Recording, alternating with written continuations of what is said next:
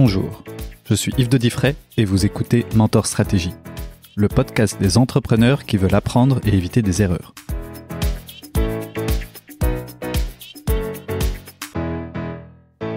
Catherine Bendayan, merci d'être venue aujourd'hui. Merci. Donc vous avez, je résume très simplement votre parcours, on en reparlera plus complètement. Si je ne me trompe pas, vous avez travaillé 31 ans chez Ikea, donc de 89 à 2020. C'était encore quasi les débuts d'Ikea quand vous avez commencé, en tout cas en France, je crois que vous avez commencé en France. Et maintenant, Ikea, c'est la référence que tout le monde connaît. Donc, ça devait être peut-être un petit peu l'aventure encore au début. Et maintenant, c'est une grosse boutique. Et en plus, vous êtes passé de shopkeeper à CEO de Ikea Belux, en fait, Belgique, Luxembourg. C'est une belle progression. Et en fait, est-ce que, je vais commencer peut-être par le tout début, est-ce que vous imaginiez faire ce métier quand vous étiez jeune ? Eh bien, déjà bonjour et puis merci de m'avoir invité. Je suis ravie d'être avec vous aujourd'hui. Oui, alors pas vraiment en fait. Je suis tombée un peu dans la potion magique Ikea, un peu malgré moi. C'était un magasin qui était pas très loin de chez moi. Qui m'a beaucoup inspirée parce que je trouvais qu'il faisait des articles inspirants, esthétiques, fonctionnels et à petit prix. Et donc du coup, j'ai postulé et je me suis dit, on va voir. Et en fait, donc j'ai été prise, j'ai commencé chez Ikea en tant que même stagiaire shopkeeper, vraiment pour apprendre après une école de commerce. Okay. Et du coup, j'ai construit toute ma carrière effectivement dans cette belle entreprise pendant 31 ans. Mais en vous entendant parler de 31 ans, chaque fois que je le dis, j'ai pas l'impression d'avoir passé 31 ans, en fait. Parce que je me suis tellement amusée que le temps passe très très vite. Ok. Et est-ce qu'il y a eu un fil rouge pendant cette carrière, quelque chose qui vous a drivé, qui fait qu'à chaque fois vous vous amusez justement, le temps passe vite, mais voilà, on a toujours plein d'autres choses parce que parfois on fait un peu le tour d'un poste. Et qu'est-ce qui a généré cette envie de continuer ? Alors en fait, ce qui m'a plu dès le départ, c'est la liberté d'entreprendre dans une grosse structure. Alors effectivement, comme vous l'avez mentionné, au départ, c'était pas une très très grosse structure, mais en fait, ça a été un peu le fil rouge de toute ma carrière chez Ikea, d'avoir cette possibilité, cette liberté d'entreprendre et d'être un intrapreneur, comme on dit maintenant. Et c'est vraiment ça qui m'a guidée. Et tout ça au service, en fait, je dirais des gens. C'est-à-dire pour moi, ce qui est important, c'est d'améliorer la vie du plus grand nombre. C'est aussi les valeurs d'IKEA, bien sûr, mais tout en innovant. Moi, je rajouterai ma petite touche personnelle à ce quote. C'est vraiment en innovant, en trouvant des nouvelles solutions pour régler des problèmes, en fait. Alors, c'est pas des petits ou des gros problèmes. Et donc, à chaque poste, vous avez eu la possibilité d'entreprendre, d'innover à votre poste ? Oui. Alors, c'est tout l'avantage de démarrer dans une entreprise qui est en construction, qui se construit, de bien connaître un peu ses rouages et ses limites. Mais je suis vraiment convaincue que dans un poste, alors chez Ikea, j'ai pas beaucoup d'autres références, mais je suis sûre que ça existe ailleurs. On peut faire beaucoup, où on peut faire juste son job. Donc, c'est à nous de construire son poste. Même s'il y a un titre, on peut faire beaucoup plus que le titre si on en a profondément envie, en fait. Ok, oui. Oui, donc on peut aller chercher plus loin que la job description, en fait. Exact. Et est-ce que c'est confortable, du coup, d'entreprendre dans un contexte où, finalement, les risques que vous prenez ont moins d'impact direct sur vous, parce que peut-être que certains qui entreprennent avec leur argent, c'est plus risqué, ou ils ont moins de fonds aussi pour pouvoir aller plus loin et réaliser leurs rêves, parce que pour l'instant, c'est pas possible. Et, enfin, je sais pas comment la distinction. Oui, c'est une très très bonne question. En fait, dès qu'on a un rapport à l'argent et à son argent, ça peut-être un peu modifier les comportements et créer un peu plus de prise de risque finalement. C'est plus facile, évidemment, d'avoir des moyens et que ça soit pas son argent. Mais d'un autre côté, je pense que où on est un entrepreneur ou où on l'est pas. Donc on peut s'améliorer évidemment dans ce côté-là, mais je pense qu'on a ça en soi ou on l'a pas, et que ça soit votre argent ou pas votre argent, avec des petits moyens ou avec des gros moyens. C'est le comment qui va changer, mais pas le why, quoi. Hein. C'est pas le pourquoi on fait ça, c'est surtout comment on va le faire. Oui, d'accord. Donc le pourquoi, c'est propre à chacun. Voilà, c'est ça. Et donc, faire une longue carrière comme ça veut dire que Ikea a tendance à fidéliser ses équipes. Je ne sais pas, peut-être que vous êtes un cas à part, hein, peut-être qu'il y a beaucoup de turnover chez Ikea. Mais du coup, via votre regard, ou en tout cas votre expérience, qu'est-ce que vous diriez être comme quelque chose de crucial pour justement fidéliser une équipe? Enfin, qu'est-ce qui, selon vous, a permis cette fidélité? Alors, très certainement, ça dépend un peu de chacun, mais il faut que chaque individu adhère, en fait, aux valeurs de l'entreprise, quand il y en a. Oui, donc il faut qu'il y en ait déjà. Voilà, bien sûr. Alors, évidemment, chez Ikea, les valeurs sont assez fortes, donc où on adhère pas, hein, ça peut arriver aussi. Hein. J'ai déjà vu des personnes qui adhéraient pas aux valeurs d'Ikea et qui en sont parties. Mais si on adhère aux valeurs de l'entreprise, et bien sûr qu'il y en a, c'est assez facile finalement de rester dans une entreprise, dans la même entreprise, tant que il y a des nouvelles possibilités, des nouveaux challenges. Alors, ça peut être des challenges en changeant de métier, carrément. Des challenges en changeant de pays ou de ville. Chaque fois, c'est un challenge supplémentaire. Et s'il y a toutes ces passerelles possibles entre métiers, entre positions hiérarchiques et entre positions géographiques, évidemment, ça redynamise à chaque fois la position et le job, en fait. Oui. Ça, c'est plus possible dans un grand groupe, évidemment. Alors, c'est plus possible dans un grand groupe, mais on trouve ses propres challenges à chaque fois. Chaque individu est différent. Moi, c'est la voie que j'ai trouvée dans ce grand groupe. On parlera après peut-être de ma carrière maintenant, mais je trouve d'autres challenges en étant finalement toute seule aujourd'hui dans ma société de management. Ok. Et alors, vous disiez quelque chose d'intéressant en parlant de changement de pays. Je crois que vous avez fait vu pas mal de pays différents pendant votre carrière. Déjà, lesquels? Et ensuite, qu'est-ce que ça implique, notamment en plus en travaillant pour un groupe suédois déjà en France ou en Belgique, de cette multiculturalité, comment est-ce qu'on travaille justement avec d'autres personnes, d'autres pays, d'autres habitudes, et qu'on fait qu'on est tous quand même ensemble dans le même objectif? Eh bien, en fait, j'ai travaillé dans 4 pays. La France, hein, parce qu'au départ, je suis française, puis l'Italie, puis l'Allemagne et la Belgique. Alors, ça reste des pays européens où les cultures sont à la fois très différentes, mais quand même assez proches par rapport à d'autres cultures plus éloignées. Alors en fait, le fait de changer de pays, c'est une expérience extrêmement riche, puisque finalement, on se sent un peu un émigrant qui passe de pays en pays, qui découvre la culture, les façons de faire, les façons de travailler. Alors certes, dans un même groupe, mais finalement, c'est quand même bien, bien différent. Et c'est comme ça que moi, j'ai découvert déjà dans ma première expérience de changement géographique, quand je suis partie en Italie, j'ai découvert qu'il n'y avait pas qu'une seule façon de faire les choses. Je croyais savoir, mais en fait, non. Il y avait 10 façons de faire les choses. Et pour arriver au même résultat. Et ça aussi bien. Et oui, et en fait, moi, j'étais jeune, j'ai dit, bon, je sais faire, je vais dans un autre pays, je vais leur apprendre comment il faut faire. Pas du tout. Donc, ça a été mon premier learning, on va dire. Ok. Voilà. Chouette. Et dans ce cadre-là, du coup, je fais une petite digression. Vous avez une famille, je crois.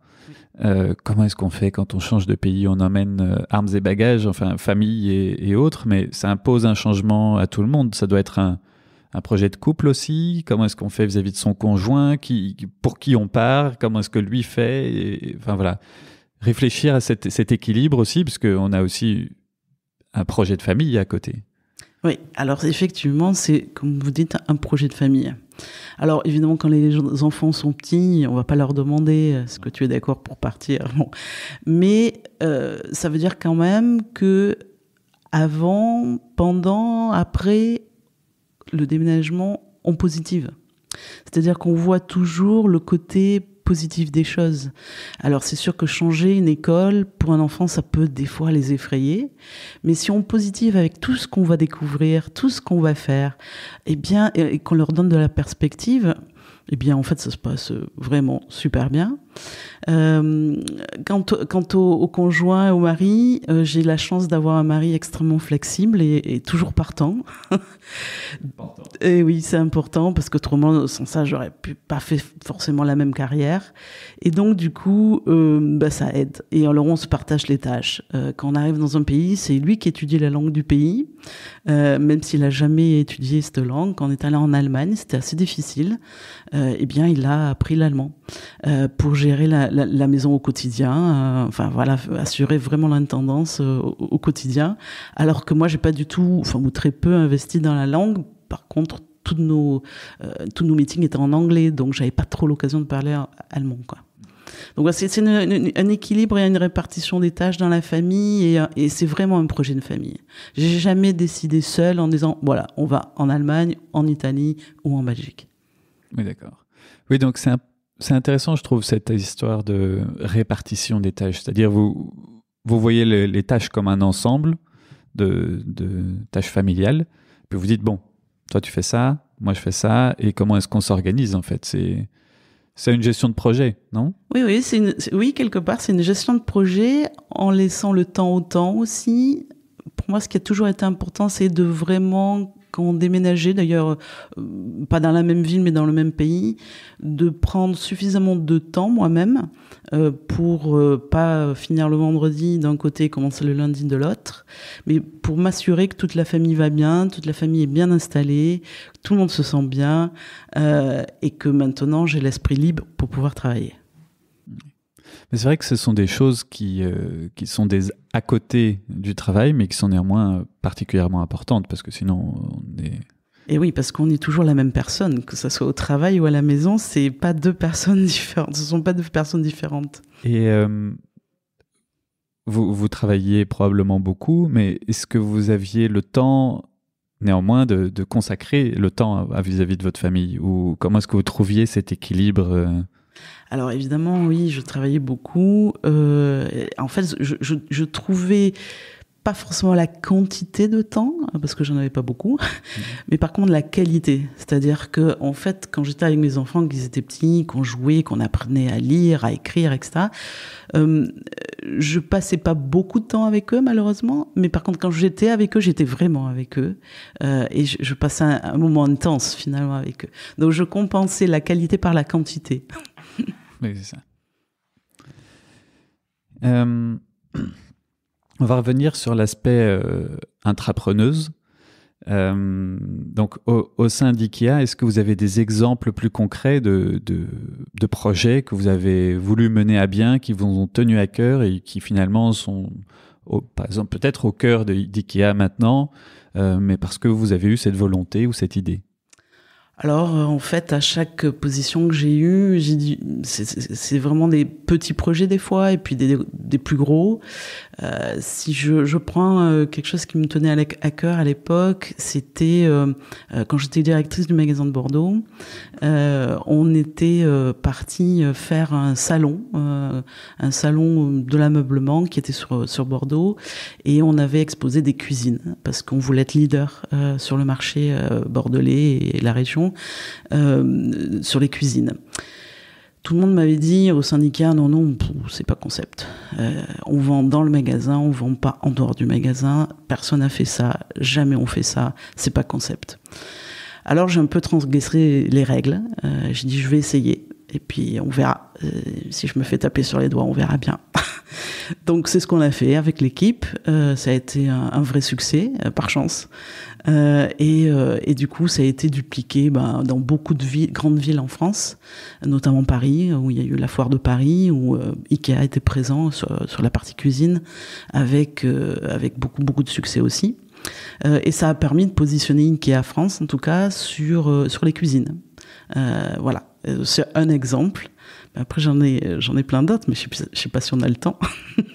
Ouais, il y en a un qui m'intrigue parce que je crois que vous avez été aussi un peu à la base du lancement du e-shop. Voilà, comment est-ce que ça s'est passé? Vendre des meubles sur Internet, c'était pas forcément évident. Sachant qu'en plus, il y a cette culture les gens viennent et ont une expérience dans le magasin. Comment reproduire cette expérience sur un site? Alors, l'e-shop existait dans d'autres pays, mais pas en Belgique. Donc en Belgique, il y avait le site Ikea où on pouvait se renseigner, avoir tous les renseignements possibles, mais on ne pouvait pas acheter. Donc moi, je suis toujours, je l'ai dit, ça a été mon leitmotiv d'innover et d'être toujours un peu à la pointe de ce qui se fait sur le marché. Pour moi, ne pas avoir un site internet, c'était inconcevable. Donc du coup, on a travaillé avec l'équipe pour mettre en place ce site internet et tout ce qui va avec, parce que le site internet c'est une chose, mais c'est toute l'organisation derrière qui est plus complexe, avec la logistique, les capacités de livraison, les transporteurs, etc.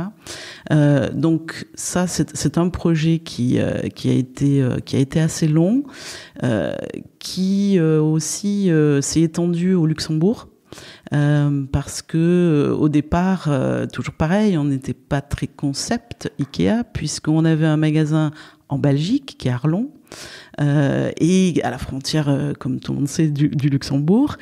Et on ne pouvait pas vendre au travers de notre site e-commerce au Luxembourg, parce que c'est pas concept Ikea. Donc on s'est battu avec l'équipe pendant 2 ans. Ça nous a pris 2 ans, à mon sens un peu trop long, pour pouvoir convaincre le groupe de dire on a un e-shop au Luxembourg aussi, on est capable de livrer au Luxembourg. Donc voilà, c'était une belle expérience. Mais après, bon, un e-shop, voilà, c'est pas moi qui ai révolutionné l'e-shop chez Ikea en général, mais en Belgique, oui. Le concept de le mettre en place. Voilà, c'est ça. Et alors, en vous écoutant, on vous entend toujours parler de l'équipe. Je sens que vous mettez en avant encore vos équipes et que c'est pas, ça veut dire que c'est pas vous qui avez fait seul, ce qui me semble logique aussi, parce qu'on peut pas tout faire seul.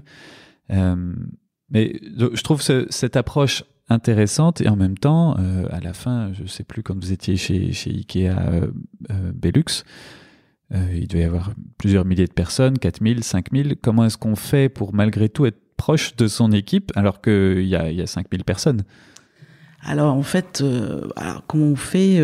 On a une équipe évidemment proche, avec qui on travaille tous les jours ou presque. Et cette équipe-là doit être vraiment solide. On doit pouvoir travailler ensemble, bien se connaître dans le cadre du travail, mais aussi en dehors du travail, pour vraiment bien connaître les personnes. Parce qu'encore une fois, on est pareil en dehors du travail que dans le travail. Et il faut s'appuyer en fait sur ces personnes-là pour mener une stratégie, pour mettre en place des idées, des projets. Et puis après, parallèlement à ça, rien ne vous empêche d'aller dans les magasins, dire bonjour à l'ensemble des collaborateurs, de façon très simple finalement. Voilà, en croisant quelqu'un, en discutant 5 minutes avec cette personne. Quels sont ses soucis? Alors évidemment, on voit pas 4500 personnes d'un seul coup. Ça, c'est pas possible. Bon, alors du coup, on fait par petits groupes. On tourne dans les différents magasins plusieurs fois par an. On discute avec les gens, on discute avec des shopkeepers, avec des directeurs de magasins, des chefs de département. Voilà, on fait les choses de façon simple. Est-ce que je connais le prénom des 4500 personnes? Non, malheureusement. Oui, c'est logique, et puis il y a toujours des nouveaux et des anciens. Oui, bien sûr. Et donc, vous vous appuyez sur ce groupe plus restreint et qui finalement, je comprends en creux qu'il est aussi au cœur de ces nouveaux projets. C'est-à-dire, c'est pas vous qui imposez vos idées, c'est une discussion. Non, évidemment, c'est une discussion. Il peut y avoir dans les échanges aussi des bonnes idées qui se créent. J'ai un exemple assez précis en tête où un jour dans un meeting, on discute de parties logistiques un peu liées au site internet, au e-shop, et on discute de projets et on voit un petit peu le projet si c'était viable, etc. Et il y a un collaborateur qui dit mais on pourrait faire beaucoup mieux.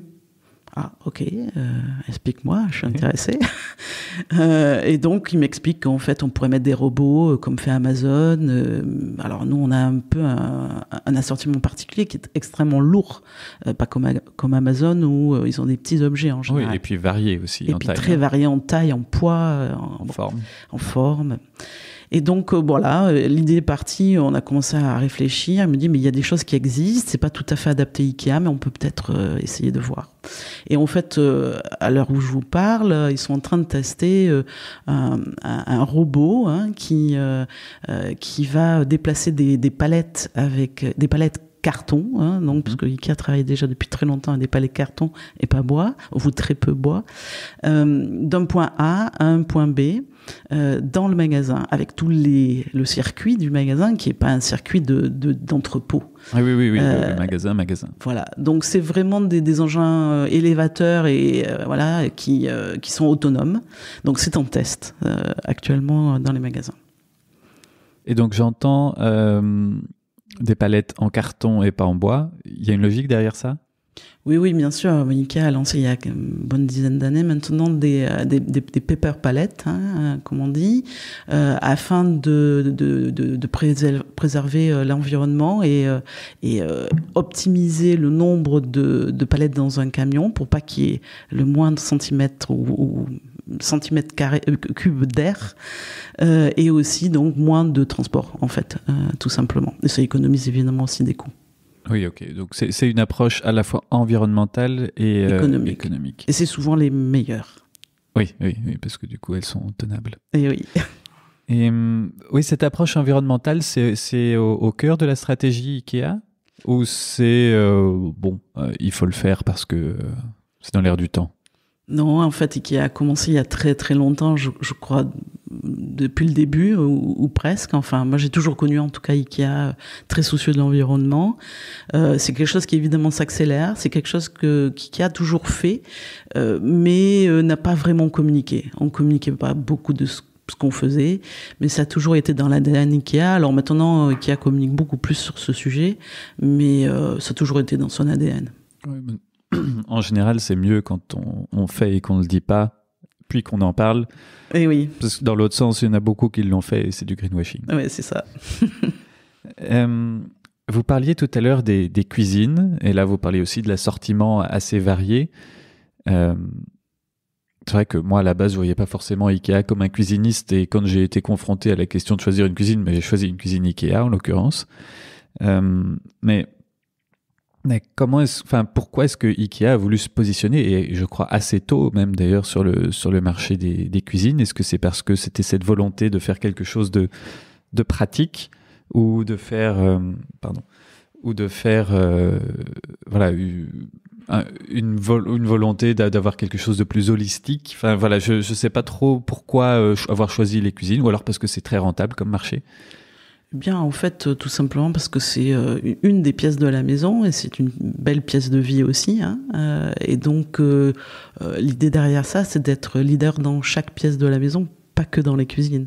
Donc, il y avait une priorité du moment pour le devenir, mais ça a changé par la suite. Après, ça a été la chambre, le salon. Enfin, c'est toutes les pièces de la maison finalement, mais les unes après les autres. Et donc, le positionnement d'Ikea, c'est quoi? Parce que finalement, on voit des barbecues, on voit il y a même des déjeuners maintenant qu'on peut acheter, on voit des machines à coudre, un peu tout en fait, pour une maison. Mais est-ce que c'est je vends des meubles? Est-ce que c'est je vends du confort de vie chez soi? Est-ce que c'est il y a quelque chose de... Alors, en fait, c'est tout ce qui est nécessaire pour aménager une maison, que ce soit les meubles ou les accessoires. Donc effectivement, c'est très varié. mais c'est tout ce qui est nécessaire pour aménager et décorer une maison. Ok, donc c'est très tout varié. Simplement. Ouais. Et avec un positionnement d'expérience, parce que les magasins Ikea, c'est quand même connu pour nous imposer un circuit où on voit tout. Oui, pour l'instant, oui, c'est exact. Aujourd'hui, vous avez quitté Ikea. Oui. Donc vous avez votre expérience Ikea qui vous a probablement marqué ou formé. Mais vous faites d'autres choses. Est-ce que vous pouvez m'en dire plus ? Oui, tout à fait. Donc là, j'ai quitté Ikea il y a à peu près 1 an avec la ferme intention de découvrir le monde en dehors d'Ikea. J'ai passé donc, comme on a dit, 31 ans dans cette entreprise et je n'ai rien vu en dehors d'Ikea. Donc je voulais vraiment pouvoir découvrir ce monde-là. Et être dans un monde un peu plus agile, comme on dit, plus rapide, où ça va vite, c'est-à-dire le monde des startups. Ce sont 2 mondes complètement différents. Vraiment le monde de la grosse corporate entreprise et le monde de la start-up. C'est 2 mondes complémentaires et c'est 2 mondes qui sont vraiment riches d'expériences, de belles expériences et vraiment de personnes brillantes. Mais malheureusement, je trouve que c'est 2 mondes qui ne se parlent pas assez. Et qui, peut-être un peu arrogant, les grosses entreprises, et puis les startups qui veulent tellement démarrer, sont prêts à faire trop de concessions des fois aux grosses entreprises, et ils devraient plus travailler ensemble. Alors en période de crise, les startups, comme on sait tous, ou certaines en tout cas, se développent beaucoup. Moi, travaillant avec des startups, je vois cette ébullition permanente d'idées, d'envie, d'enthousiasme, de motivation qui est vraiment énorme, d'énergie positive qui est énorme. Et parallèlement à ça, des entreprises qui aussi cherchent à se réinventer. Donc, je vois bien la corrélation et l'idée qu'il pourrait y avoir de les rassembler et de les rapprocher d'une manière comme une autre. C'est ce que je fais finalement aujourd'hui, en essayant de rapprocher certaines startups sur des plus grandes entreprises ou de préparer des startups à parler de des entreprises de taille plus importante. Et puis, parallèlement à ça, ce qui est important, c'est de pouvoir avoir toujours, même pour une start-up ou une grosse boîte, avoir un conseil d'administration, un board, qui permet de prendre vraiment le recul et de pouvoir analyser les situations et définir une stratégie pour l'entreprise. Et donc, c'est ce que je m'efforce de faire, à la fois dans des startups, mais à la fois aussi dans des plus grosses entreprises. Et d'ailleurs, je suis à la recherche de mandats de grosses entreprises. J'ai quelques discussions actuellement avec des entreprises belges, mais aussi françaises. D'accord, donc vous diriez que le board est central dans la définition d'une stratégie, que ce soit au niveau d'une grande société comme une start-up. Oui. Donc même dans une start-up de 1 ou 2 personnes, c'est important éventuellement d'avoir tout de suite un board ou un advisory board. Oui, parce que quand on est une start-up, on a beaucoup de choses à faire. On a très peu de ressources. Donc, c'est pas comme dans une grande boîte où on peut déléguer. Donc, on a vite la tête dans le guidon, comme on dit. Et on a du mal un peu à prendre le recul nécessaire pour se poser et dire où on va. Alors, pas à court terme, parce qu'on sait, on est pris dans la tourmente, mais plutôt à moyen et à long terme. Et je me rends compte à quel point c'est un peu difficile aussi pour des personnes qui sont dans des startups où il n'y a pas forcément beaucoup de ressources de faire cet exercice. Mais quand on le fait, c'est vraiment fantastique. Et donc ça, c'est le moyen de sortir la tête de l'eau pour le long terme, entre guillemets, la stratégie. Et qu'est-ce que vous donneriez comme conseil pour sortir la tête de l'eau du quotidien ? C'est-à-dire... on est assailli de choses et on peut pas forcément déléguer. On gère les urgences, mais c'est pas forcément les bonnes. Comment on fait ? Oui, c'est une bonne question. C'est un équilibre à avoir en fonction des différents sujets. En fait, il faut se fixer des priorités. Qu'est-ce qui me demandera beaucoup d'énergie et qui aura peu d'impact ou beaucoup d'impact, ou qu'est-ce qui me demandera peu d'énergie et qui me donnera beaucoup d'impact. C'est tout un équilibre à avoir et il y a un filtre finalement à mettre pour gérer ses priorités et pas faire tout en même temps et user sa santé à faire tout en même temps et rien de bien finalement. Et est-ce que du coup vous aviez une rigueur, des habitudes où, allez, tous les matins je fais mes réunions et l'après-midi, je travaille, ou l'inverse, ou j'ouvre mes mails qu'une fois par jour, ou des choses comme ça qui vous ont aidé un peu à... Alors en fait, oui. Alors les mails, je les regardais le matin et le soir avant de partir. C'était pas la partie qui me passionnait le plus. Il y a beaucoup d'infos. Pour la plupart, quand on est CEO, on a beaucoup d'informations, mais on fait pas grand-chose finalement avec les mails. On a de l'information, on répond un peu, mais il n'y a pas beaucoup de réponses. Peut-être par rapport à d'autres métiers qui sont un peu plus dans la communication écrite. Mais ce qui est important, c'est de discuter avec les gens. Discuter avec les membres de son équipe, bien sûr, mais discuter autour d'une machine à café, savoir si tout va bien ou quel est le problème. C'est vraiment discuter à 360 degrés en permanence. Donc ça, c'était plus mon habitude. Ok. Et si, parce que vous avez maintenant une vision un peu plus des startups et autres, si vous deviez vous lancer aujourd'hui, alors pas forcément un projet que vous feriez vraiment, mais un conseil, tiens, je vois qu'il y a des manquements. Vous disiez déjà dans les relations entre grandes entreprises et startups, mais voilà, il y a peut-être des secteurs qui vous semblent assez porteurs ou prioritaires ou à viser pour des gens qui imagineraient se lancer et qui se diraient, tiens, je sais pas déjà quoi viser, Alors évidemment, il y a des courants qu'on connaît, qui sont dans la partie environnementale où il y a beaucoup de choses à faire. Ça c'est un courant évident. Il y a une autre tendance qui est dans l'aide à la personne, d'une manière générale, avec tout ce qui pourrait être robotisation des tâches difficiles et ingrates par moment que l'humain fait finalement, et qui est un secteur qui est en train de se développer très très rapidement. D'autres secteurs, je pense que si on veut créer une entreprise, une start-up dans un domaine et qu'on ne sait pas encore lequel, il faut toujours se poser la question quelle solution en fait on veut proposer et quel problème on veut résoudre en fait. Et si on commence à se poser la question comme ça, on voit qu'on a beaucoup de problèmes dans la vie au quotidien, des petits puis des gros, et que si on peut résoudre ces problèmes, eh bien, ça serait une formidable start-up. Oui, il y a probablement un marché alors. Oui.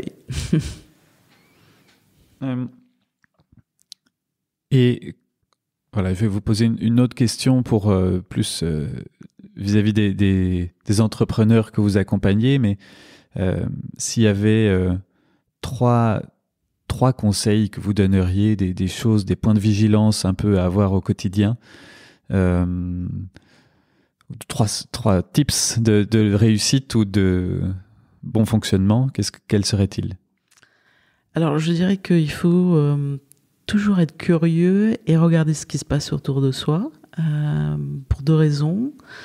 La première, quand on est curieux, on apprend et on continue à apprendre toute sa vie. Et la deuxième, ça permet de pas réinventer la roue.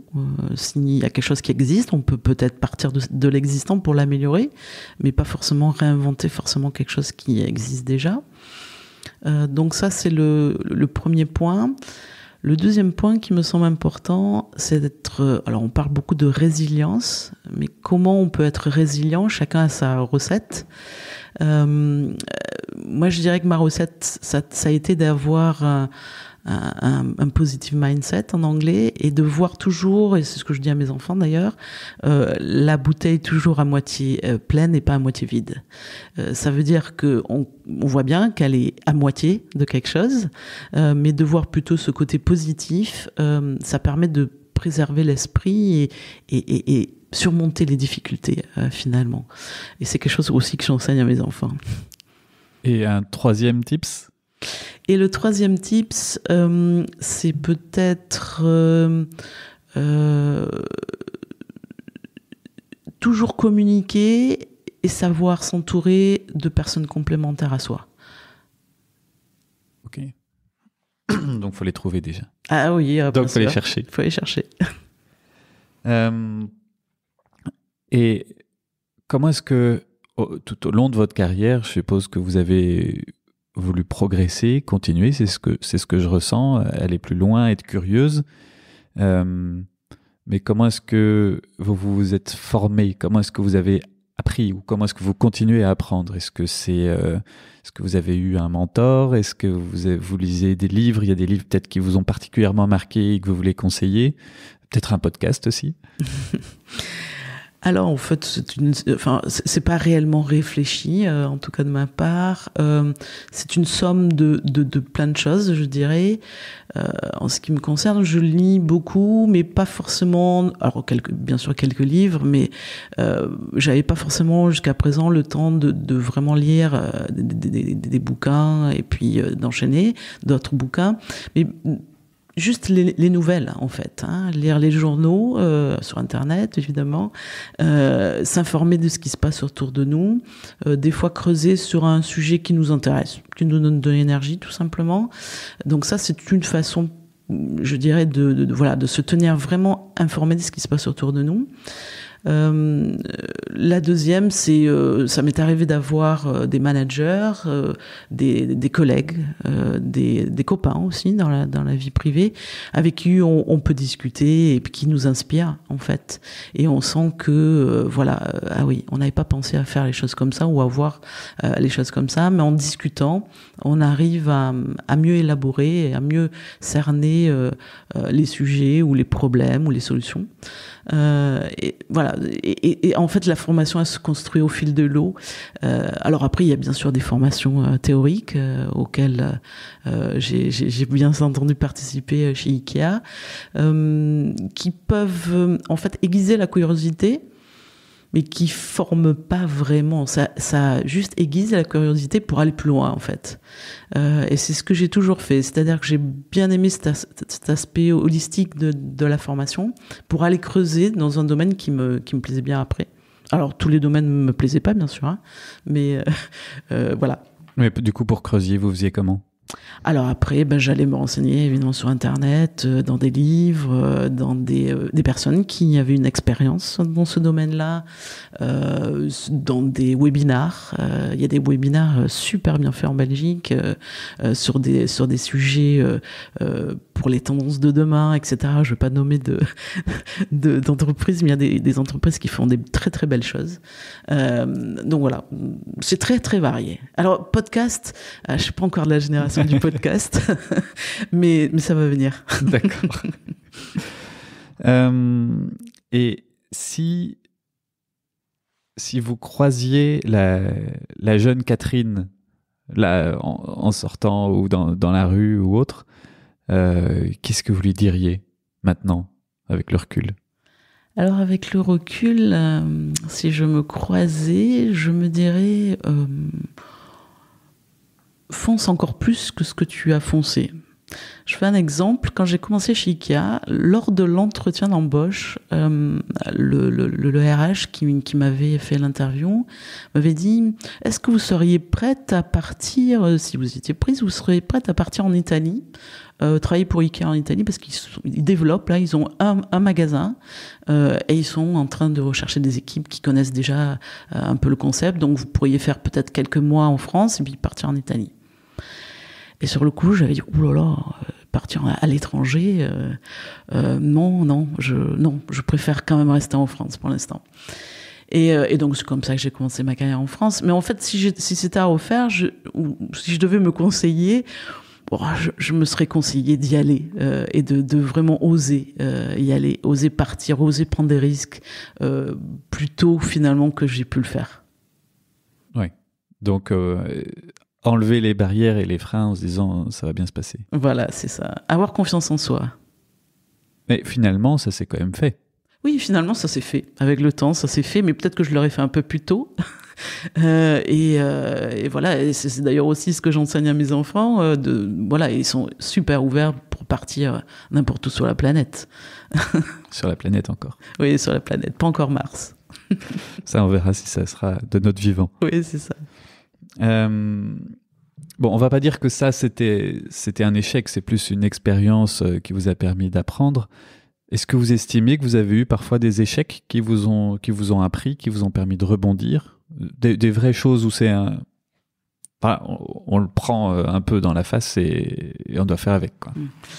Alors, déjà, oui, effectivement, tout ce qui est échec ou difficulté, ça permet d'apprendre. C'est aussi une façon d'apprendre. Hein. Alors, dans notre culture, on n'aime pas trop parler des échecs. C'est plus une culture américaine où on peut en parler et on est fier d'en avoir. En ce qui me concerne, oui, bien entendu, j'ai eu des échecs et ça peut être impactant. Le leitmotiv, on va dire, de ces échecs, c'est d'aller trop vite et de, par moment, se caler au rythme des early adopters et pas forcément de la majorité des gens.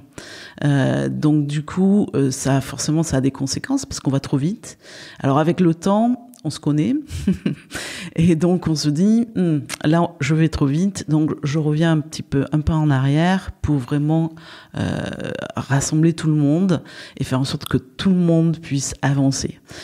Mais quand on a autour de soi des gens brillants dans une équipe qui sont partants, enthousiastes, intelligents, on y va quoi et on est content d'y aller et des fois on va un peu trop vite, on boule les étapes. Est-ce que c'est pas... Je vous embête, hein, mais est-ce que c'est pas le contraire de justement oser? Oui, c'est une bonne... Non, parce que oser, c'est aller pour moi, hein, c'est d'aller dans une direction qui, par moment, est un peu risquée, ou risquée sur plein d'aspects, hein. Mais c'est aussi embarquer les gens, c'est aussi engager les gens quand on est dans une grosse entreprise. Évidemment, quand on est dans une start-up, si on est deux, c'est plus facile d'oser et plus rapide, et puis on se met d'accord et on y va, quoi. Quand on est dans une grosse entreprise, on peut pas oser tout seul, c'est pas possible. Donc il faut bien engager la majorité des personnes. Et est-ce que ceci, justement, avoir réussi pendant votre carrière à engager, à vous positionner plus comme une leaduse peut-être de vos équipes, est-ce que ceci fait partie de vos grandes réussites ou peut-être de vos fiertés, ou est-ce qu'il y en a d'autres? Oui, je dirais que cette partie-là a toujours été importante pour moi. Et pour moi, on doit faire du business à travers les gens. Et c'est pas un choix où je fais du business, où je manage des personnes. C'est les deux. Donc ça a toujours été quelque chose d'important pour moi. Oui, ça c'est vrai. C'est vrai. Et donc, manager des gens, ça veut dire bien les recruter? Ah oui, alors le recrutement, hein, j'ai toujours dit, c'est pas une science exacte, mais avec le temps, on arrive à déceler la bonne personne pour le bon poste et pour la bonne entreprise. Ce qui est important dans le recrutement, finalement, et encore, je vois dans les startups aujourd'hui, le projet, évidemment, c'est toujours important, l'entreprise, c'est toujours important, mais c'est qui fait le projet, qui fait l'entreprise, c'est les personnes.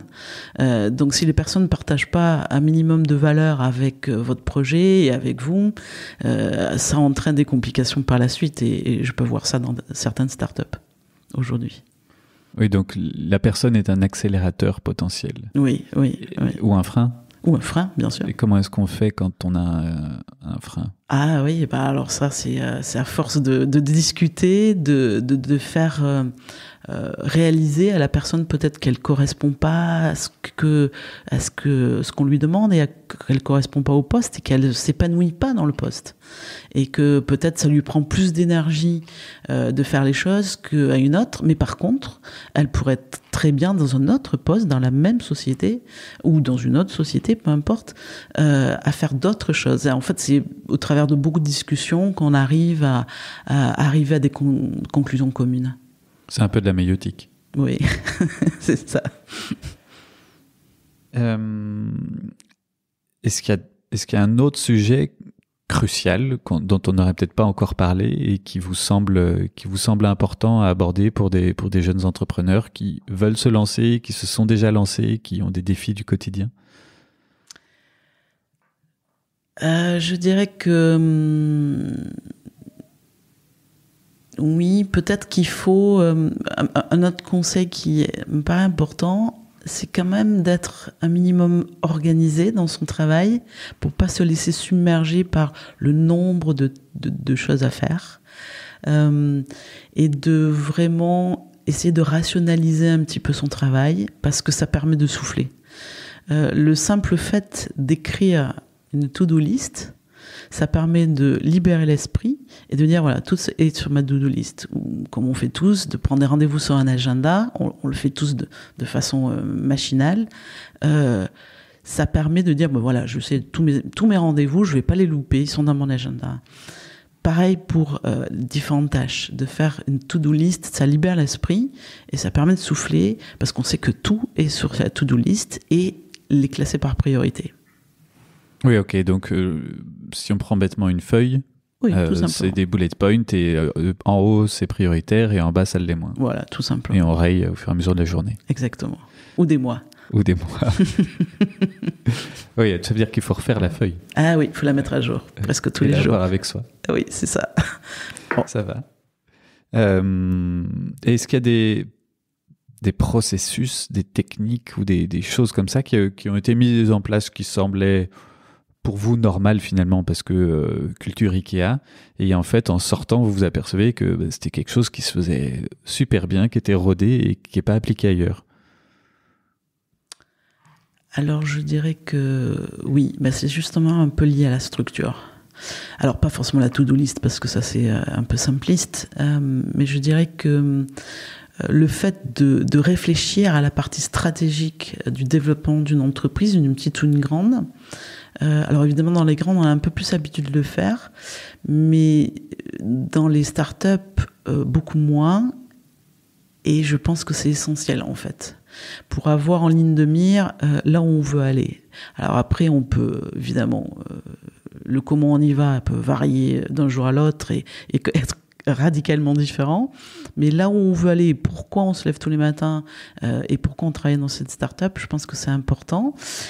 Dans le milieu des startups, c'est pas toujours bien connu, c'est normal, hein, parce que ce sont aussi des jeunes qui démarrent et qui foncent, et c'est super.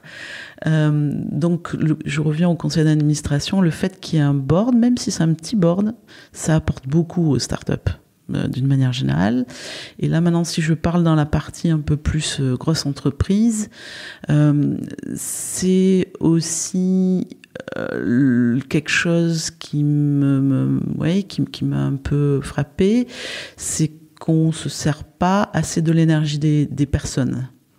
Je fais un exemple concret. Quand on est dans une grosse entreprise, on a des titres, directeur marketing, directeur des ventes, etc., etc. Mais on a toujours des tâches qui tombent, surtout dans un nouveau projet, évidemment, qui sont un peu entre deux, qui sont jamais, oui, c'est sûr, c'est le directeur des ventes qui doit s'en occuper avec son équipe, ou c'est le directeur marketing. C'est un peu entre les deux. Et je pense qu'il faut vraiment surfer sur l'énergie positive des gens. C'est-à-dire que s'il y a quelqu'un qui a beaucoup d'énergie pour se lancer, pour avancer dans un sujet particulier, mais qui n'est pas forcément de façon évidente dans son rôle, dès lors qu'il est clair pour les autres, il faut y aller, il faut pouvoir déléguer à ce genre de personnes, parce que ça apporte beaucoup dans l'entreprise.